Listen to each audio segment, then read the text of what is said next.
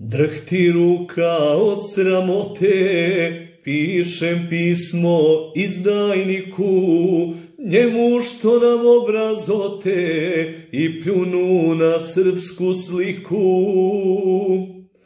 Da li, Jado, mirno spavaš, što podržati dođaša? Da li te nije stid predaka i zakletve tvog Njegoša? Da li te nije stid predaka i zakletve tvog Njegoša?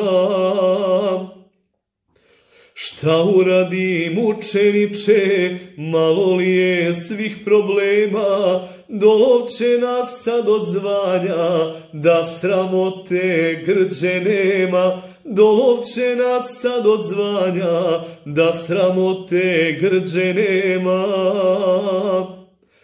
Da li, Jado, mirno spavaš, što podržati dođaša?